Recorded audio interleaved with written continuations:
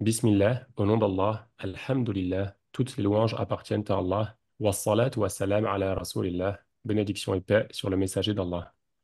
Assalamu alaikum wa rahmatullah, que la paix et la miséricorde d'Allah soient sur vous. Alors aujourd'hui, on revient sur cet épisode final dans la thématique qui est celle des relations humaines et des gestions de désaccords.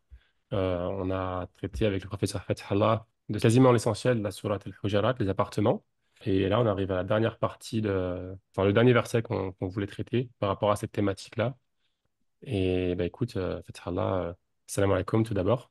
Oui, comme ça, là, je toi. Et puis, je vais te laisser la parole, Inch'Allah. Inch'Allah, barakallahu fik. أعوذ بالله من الشيطان الرجيم بسم الله الرحمن الرحيم والصلاة والسلام على أشرف المرسلين سيدنا محمد وعلى آله وأصحابه أجمعين بسم الله. Je vais commencer par lire le verset qui va nous intéresser aujourd'hui. أعوذ بالله من الشيطان الرجيم يا أيها الناس إنا خلقناكم من ذكر أو أنثى من ذكر وأنثى وجعلناكم شعوبا وقبائل لتعارفوا إن أكرمكم عند الله أتقاكم إن الله عليم خبير. Ô hommes, nous vous avons créé d'un mâle et d'une femelle, et nous avons fait de vous des nations et des tribus pour que vous vous entreconnaissiez. Le plus noble d'entre vous auprès d'Allah est le plus pieux. Allah est certes omniscient et grand connaisseur. Euh, Déjà, première des choses, c'est que donc on n'a pas fait la fin de la sourate, mais elle est beaucoup en lien avec les premiers versets qu'on avait vus. Et on avait déjà fait une partie longue sur le sujet, donc l'important est pour l'instant de s'arrêter sur ce verset 13, parce qu'il est vraiment spécifique et il a un sens à part entière. Et si on remarque ce verset 13, il commence par Ya ayyuhan nas, il commence par Ô vous les êtres humains. Euh, et le fait qu'Allah subhanahu wa ta'ala s'adresse à l'humanité entière, alors que dans tout le reste de la sourate d'ailleurs, il s'adresse aux croyants, spécifiquement à ceux qui portent la foi, ça donne une dimension particulière à ce verset. Quand Allah subhanahu wa ta'ala dit Ya ayyuhan nas, c'est qu'on a affaire à une règle qui touche l'humanité entière et que ce n'est pas uniquement quelque chose qui s'impose aux croyants. Il y a des règles euh, qui s'imposent aux croyants qui concernent par exemple la zakat, la prière ou des choses comme ça, et qui ne s'imposent pas aux non-musulmans. Ils n'ont pas de contraintes par rapport à ça. Par contre, quand Allah subhanahu wa ta'ala dit Ya ayyuhan nas, c'est qu'il est en train de nous parler d'un certain nombre d'enseignements que on doit pouvoir installer dans les sociétés dans lesquelles on vit, que les personnes qui vivent avec nous soient musulmans ou pas musulmans. On doit avoir ce souci d'arriver à faire en sorte que les enseignements de ce verset soient des enseignements qui soient partagés avec les concitoyens, pas uniquement entre musulmans. Le fait déjà d'une part qu'on finisse la sourate et les enseignements qui étaient vus précédemment concernant spécifiquement les musulmans par Ya Yohannas montrent un enseignement important chez certains commentateurs, c'est que la plupart des enseignements qu'on a vus, il y a deux niveaux d'enseignement. Il y a des enseignements purement spirituels qui sont liés à Dieu et à notre relation avec Allah subhanahu wa ta'ala. Et là, ça concerne les musulmans spécifiquement. On ne peut pas demander à un athée d'en revenir à Dieu, même s'il vous dira qu'il a certainement, lui, sa forme de spiritualité. Mais la spiritualité en islam, elle est vraiment liée à Allah subhanahu wa ta'ala. Et donc, de ce fait-là, ces enseignements-là ne s'imposent pas à lui ou ne font pas forcément écho pour lui dans son état actuel. Par contre, le fait de préserver la vie privée, le fait de faire attention à la manière dont circule l'information, ces enseignements autres qu'on a vus sur la manière de gérer même une situation de tension, là, par contre, ils ont le fait de chercher à apaiser dans un premier temps, le fait de se préoccuper de la justice, etc. C'est quelque chose qui a son importance même dans une vie en société, avec toute personne, quelle que soit sa confession, et on doit essayer de pouvoir faire en sorte d'être vigilant sur le fonctionnement de la société dans son ensemble à ce niveau-là, la préservation de l'espace privé, la préservation de l'intégrité et de l'honneur des personnes, la manière dont les informations circulent dans la société, le fait de pouvoir apaiser dans une situation de conflit, mais pas en fuyant ce qui est les principes de justice, bien comprendre que la justice, c'est l'empêchement de la tyrannie et que ça passe par des systèmes de compensation, etc. Donc, ce sont des enseignements qui vont faire écho en réalité sur le fonctionnement d'une société. Et plus que ça, c'est qu'Allah subhanahu wa ta'ala, il nous donne un enseignement important dans cette surah, c'est qu'il nous dit, nous vous avons créé d'un mâle et d'une femelle. Donc, l'être humain, quand il a été descendu sur Terre, c'est un homme et une femme, Adam et Hawa, qui ont été descendus sur Terre. Et Allah subhanahu wa ta'ala Quand il nous rappelle cette dimension-là, il nous rappelle à une dimension qui est importante dans la tradition musulmane, qui nous ramène à certains passages, notamment dans le Baqarah, où Allah subhanahu wa ta'ala, il nous parle des conditions de la descente de Adam et Hawa. Il dit اهبطوا بعضكم لبعض عدو ولكم في الأرض مستقر ومتاع إلى حين. Dans le premier passage, il dit descendez ennemis les uns des autres et il utilise le pluriel, il n'utilise pas le duel. En langue arabe, quand il y a deux personnes, on utilise le duel. Là, il utilise le pluriel puisque Shaitan aussi va être descendu sur terre.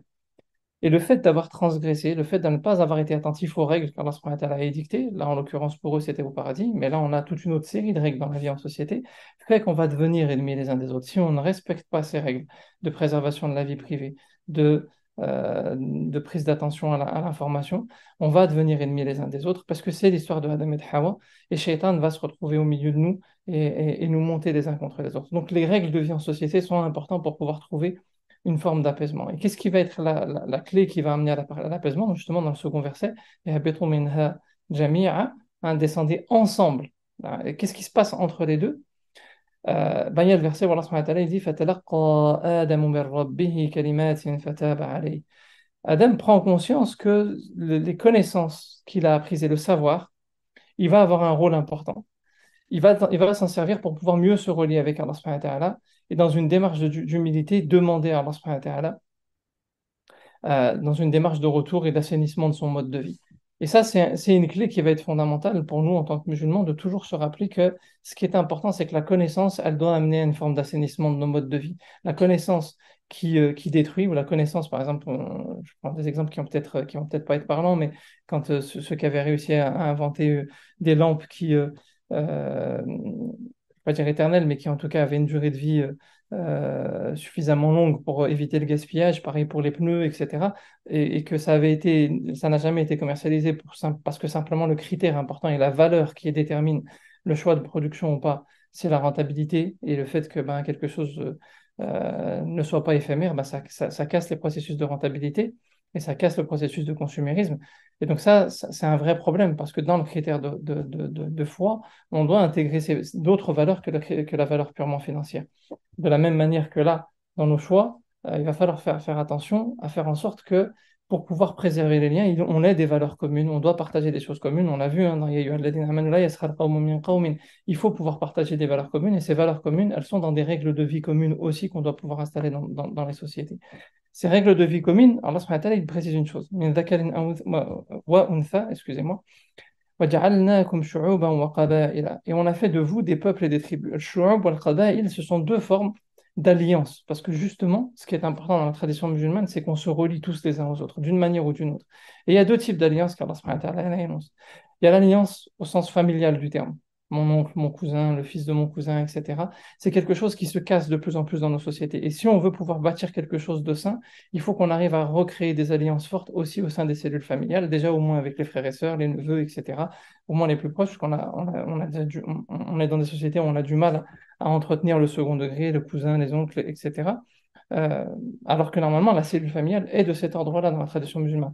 Si on n'arrive pas dans ces espaces-là, et même j'ai envie de dire aujourd'hui, peut-être même certains dans leur propre foyer n'ont pas de communication peut-être avec leurs frères et sœurs ou même avec leurs parents, c'est une vraie problématique. C'est-à-dire que la préservation de l'intégrité, la manière dont on fait circuler l'information, c'est dans ces espaces-là qu'on doit arriver à le travailler. Avant de vouloir donner des leçons à l'extérieur, il faut déjà que dans ces espaces-là, on arrive à faire en sorte au moins d'assainir les processus et de faire du mieux possible que l'on peut avec les contraintes de notre époque. On vit loin des uns des autres.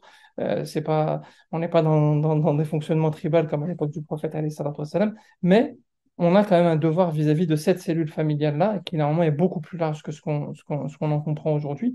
Chacun à la mesure de ses capacités, c'est le cœur du fonctionnement sociétal. C'est-à-dire que pourquoi c'est le cœur du fonctionnement sociétal? Parce que on a un engagement fort, on a l'engagement du lien du sang qui fait que quand on s'engage les uns vis-à-vis des autres, on interagit sur la base d'engagement vis-à-vis de la société. On n'interagit pas sur la simple base d'un bulletin de vote mis tous les 5 ans dans une urne d'une personne qu'on ne connaît pas et qu'on n'a peut-être jamais rencontrée. Cet engagement, il est trop faible pour avoir de la consistance.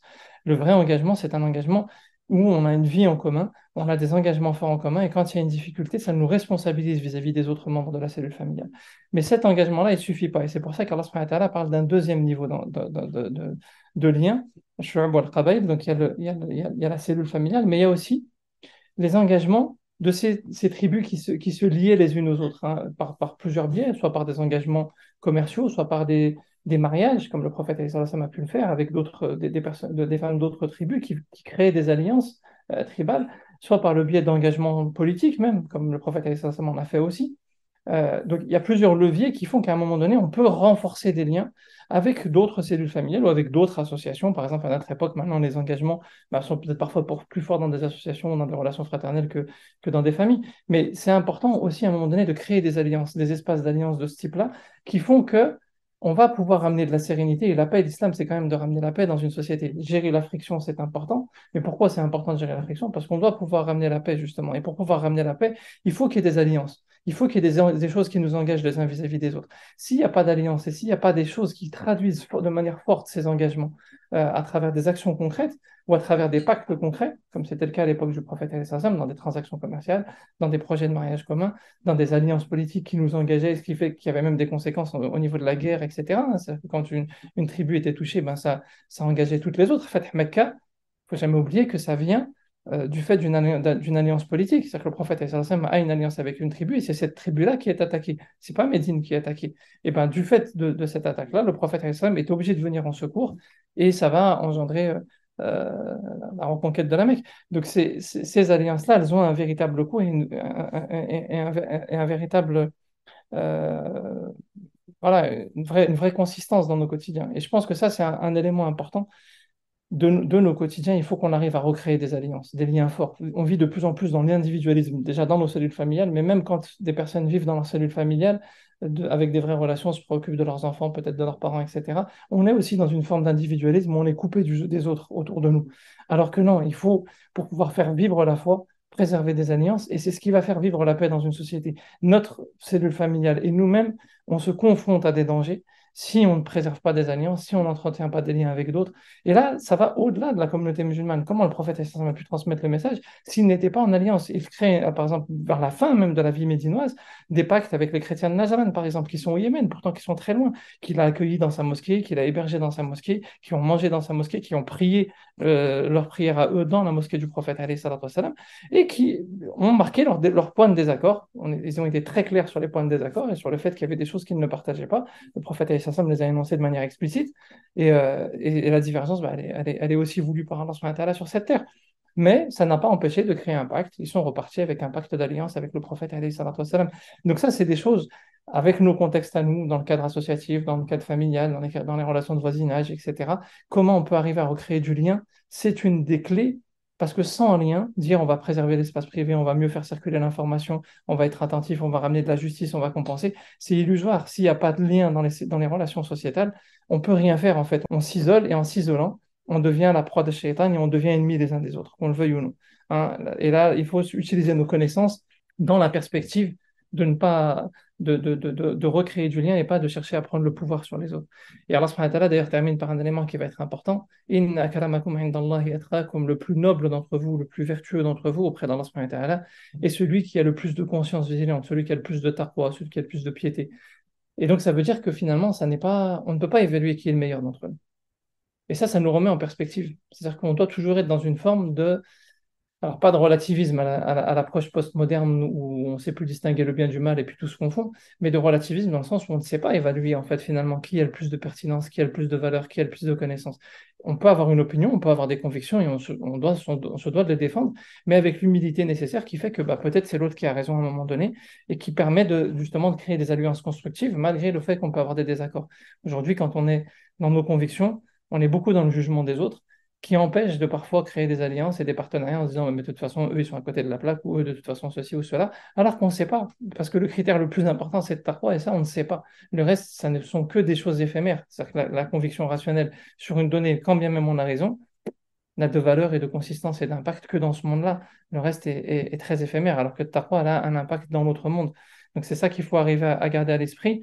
Et puis surtout, cette humilité, elle est liée au fait que Inna Allah alimun khabir, et certes, Allah subhanahu wa ta'ala est celui qui sait et qui est bien informé. Nous, en réalité, quelles que soient nos convictions, sont toutes relatives et il faut garder cette humilité-là. Et c'est ce qui permet l'humilité, justement, de pouvoir entretenir ces liens qui sont indispensables dans le fonctionnement des sociétés. Je pense que ça, c'était un point, ce verset, il est vraiment important dans la conclusion de cette salat, parce que tout le reste qui est évoqué ne peut fonctionner que si on réentretient des liens et que si on dépasse. C'est-à-dire ceux qui sont un peu qui nous ressemblent, qui pensent comme nous, qui réfléchissent comme nous. Même, c'est-à-dire que par exemple, dans les logiques lobbyistes dont on entend souvent parler dans la communauté musulmane, on se compare à d'autres communautés en disant, ouais, on devrait avoir nos lobbying, défendre la communauté. Le professeur n'était pas là pour défendre la communauté musulmane, il était là pour défendre des valeurs, pour défendre un message. Hein, et même si c'était contre des musulmans, ben, il le défendait quand même. Et c'est vraiment ça qui doit nous animer, et ça, ça doit nous amener à, certes, créer des liens forts, et notamment entre musulmans, mais pas que, mais de dépasser justement ces liens-là pour aller vers d'autres liens avec d'autres personnes qui sont différentes. Là où on a des éléments communs, et là où on se distingue, où on est différent, on doit le dire avec clarté et avec fermeté, même si nécessaire, comme le prophète alayhi salam le faisait. Hein, la première des choses qu'il a fait en arrivant à Médine, c'est un pacte avec les Juifs de Médine. Quand il y a eu dissension, il n'a pas hésité à être ferme s'il le fallait. Mais la règle, c'est quand même de créer des liens et des alliances. C'est la base de tout projet sociétal. Wallah, je ne sais pas comment peut faire écho à ce que tu avais peut-être en tête. Ahmed, je te laisse peut-être réagir. Ouais, non, c'est super intéressant. Dans ma tête, c'est séparé en deux catégories, en fait, les types d'alliances. Il y a les alliances envers avec ceux qui pensent comme nous, enfin, d'autres croyants, musulmans, qui croient en Dieu, etc. Et le reste. Donc, souvent, il y a des challenges différents quand on est avec des musulmans. Bon, souvent, malheureusement, ça va être des challenges ou des accords souvent assez futiles quand on regarde en profondeur, mais bon, ça, c'est un autre sujet. Donc ça, c'est déjà un challenge. Et il y a le challenge aussi des personnes, comme tu as dit, le professeur Sallallahu alayhi wa sallam, il fait des alliances avec des tribus non croyantes, non musulmanes. Donc il n'y a pas de souci par rapport à ça. Après, dans l'époque à laquelle on vit, après, je pense que c'était pas plus facile à l'époque, mais il y a des challenges qui peuvent être parfois assez compliqués à gérer.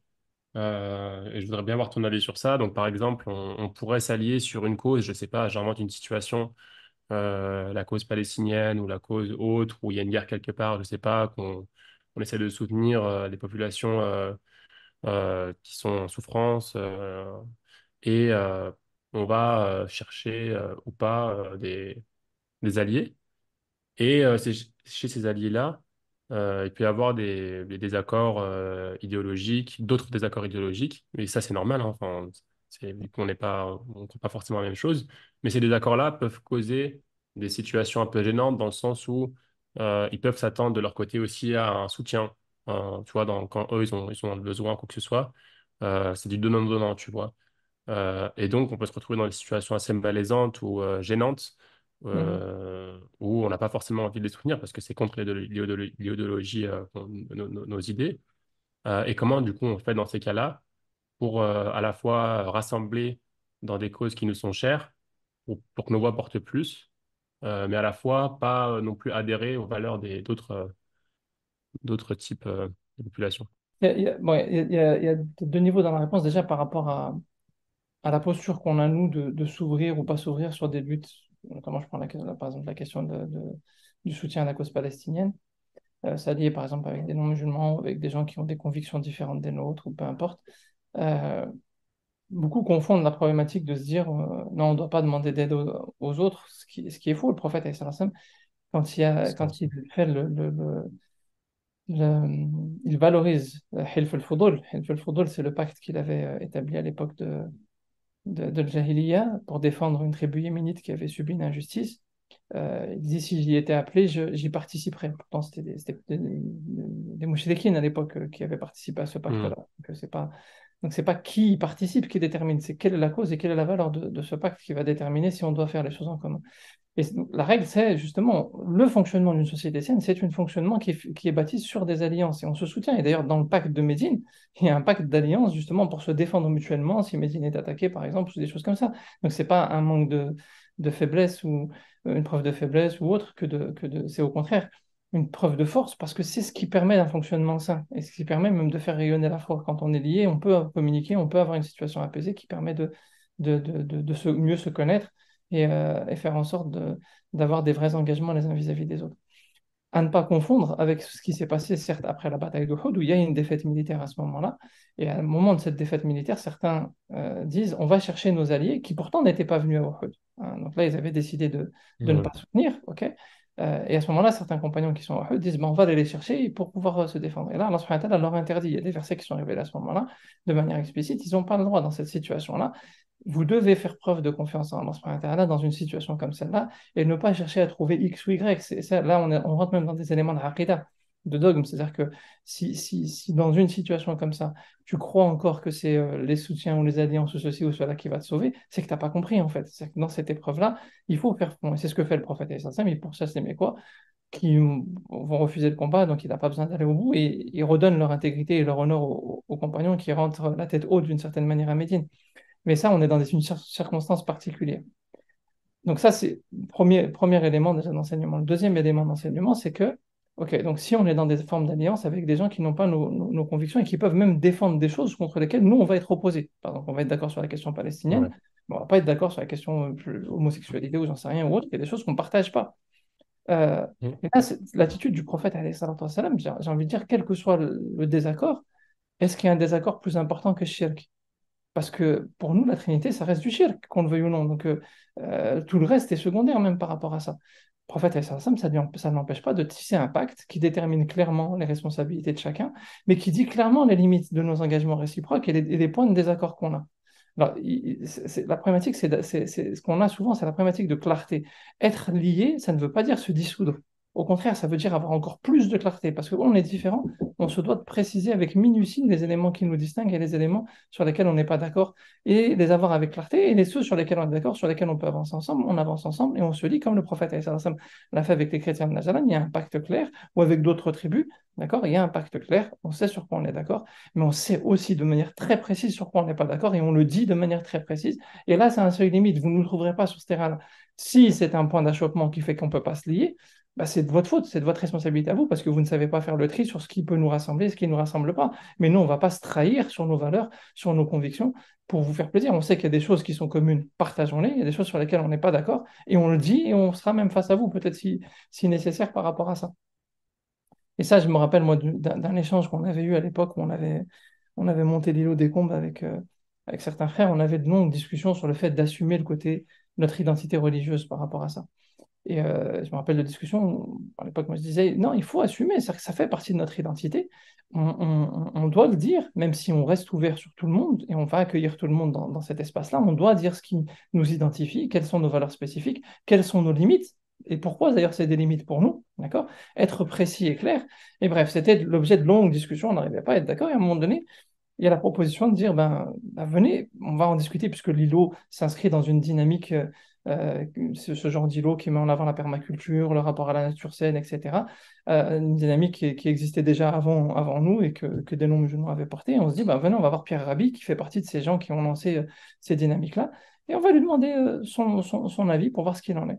Et sa réponse, subhanallah, elle a été assez étonnante pour certaines personnes qui étaient dans le groupe, parce qu'il a abondé dans ce sens-là, en fait, en disant, ben non, vous êtes religieux, assumez. Au contraire, il y a besoin sur ces questions-là que les religieux prennent position et disent ce qu'ils ont à dire de leurs convictions. Lui, il ne partageait pas ce point de vue, mais ce qu'il attendait de nous, c'est qu'on soit clair, justement, et qu'on assume notre position et qu'on dise pourquoi on soutient et qu'on dise aussi nos seuils limites. Il y a des choses, on ne peut pas être avec vous et on le dit dès le départ, mais au moins chacun sait à quoi s'en tenir d'une certaine manière. On n'est pas en train de ruser avec les gens ou de faire semblant. Et je pense Ouais. que c'est ça notre vraie force. Notre vraie force, c'est de dire, voilà, nous là-dessus, on sera à vos côtés et vous nous trouverez à vos côtés et on sera présent et on sera là. Bon, après, sauf faiblesse de notre part, parce que c'est la faiblesse de n'importe quel être humain, j'ai envie de dire, mais en tout cas, notre conviction et notre volonté, c'est ça, c'est ça. Et sur ça, non, très clairement, non. Là-dessus, on n'y sera pas, et même peut-être là-dessus, on sera même en opposition de manière frontale, et qu'on soit clair. Et après, au moins, les choses sont claires, et on peut avancer de manière saine et sereine. La problématique, c'est la confusion et l'ambiguïté que parfois on peut entretenir, wallah alam, je pense. Moi, c'est très clair. Bah, écoute, merci beaucoup pour cet exemple. Je pense qu'il était assez parlant. Et c'est des très beau conseil. Voilà, tout Rafik. Barak fik. Fathallah, bah, du coup, on a fait le tour de cette thématique. J'espère que ça a été utile aux auditeurs et aux auditrices. N'hésitez pas à nous faire vos retours hein, sur ces 5 derniers épisodes. Et je ne sais pas si tu as quelque chose à ajouter, Fathallah. Sinon, on va conclure, Inch'Allah. Non, alhamdoulilah, on va faire dua, Inch'Allah. Barakallahu fikum, Inch'Allah, qu'Allah vous préserve, qu'Allah mette la baraka, Inch'Allah, dans tout ce qu'on entreprend, qui nous accorde la sincérité, qui nous pardonne nos fautes, nos péchés, nos manquements, qui nous accorde la Amin. rectitude, qui raffermisse nos pas et qui raffermisse les pas de nos frères en Palestine, qui les soutiennent, Amin. qui leur accorde la constance et la fermeté et la victoire. et qu'il anéantisse tous ceux qui portent l'injustice. Amen. سبحانك اللهم وبحمدك أشهد أن لا إله إلا أنت وأستغفرك وأتوب إليك وصلى الله على نبينا محمد وعلى آله وأصحابه أجمعين وآخر دعوانا أن الحمد لله رب العالمين. الله فيكم. Alhamdulillah, Rabbil Alamin. Barakallahu fiik, à bientôt, Inch'Allah. Assalamu alaikum. السلام.